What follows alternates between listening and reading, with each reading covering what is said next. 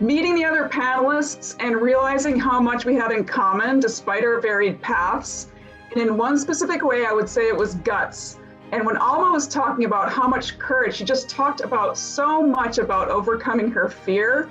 And I realized how much that had been a part of my journey. The biggest battle, it just remains between your ears. It's just, and my whole first year of my new job, my new career, I had a little sticky note because I was on 2 teams with only men, like 20 people. And the note said, they are not better than you. I just needed to see that every day. I got it from somebody else who was used to being an only. And one day I stood up to get a glass of water and I stepped on something and it was my sticky note and I was on the floor and I realized this because I didn't need it anymore. So it was a big deal. The importance of networking and community building.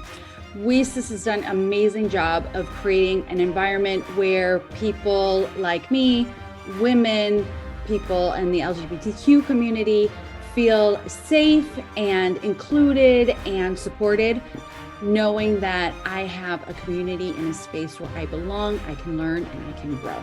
So one of my fellow panelists, I made the comment of, you don't have to be technical to get into cyber. And she proposed an opposite point of, don't be afraid of being technical, because unfortunately, as women in the tech space, we have been told, oh, don't worry about that. You don't have to be technical. Don't worry about learning that programming language. Leave that to someone else. In my case, I've had that said to me. I was told once, you should leave the computer programming to the boys, when I shared with someone that I was going to be doing a coding boot camp. So that embracing that fear of, oh, I don't want to be technical because it's scary or it's intimidating, or I was told I didn't have to. And knowing that it's okay to be technical and to enjoy technical things and to lean into technical things was one of the greatest takeaways I got from one of my fellow panel members, Jennifer. Yeah, so I think for me, the biggest learning was that this was a message that needed to be heard. All of us were sharing our stories of pivoting into industry, and so many people came up afterwards and thanked us for just sharing our stories and having that be part of the fabric of the conference, because they felt like they were seen and heard. Literally had 2 women say, I hadn't heard a story before that I identified with, and they identified with the stories we were sharing.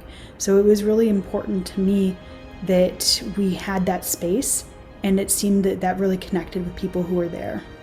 Yeah, I would say from the panelists, the biggest takeaway would be that as each person had their different journey, there were a lot of commonalities with us in regards to, maybe having some hurdles, but we pushed past those. So I would say that was a really big commonality. Ashley even said, tell me no and see what happens, in the sense of like, I'm going to go after this. This is my dream, right? And those type of things really stuck with me.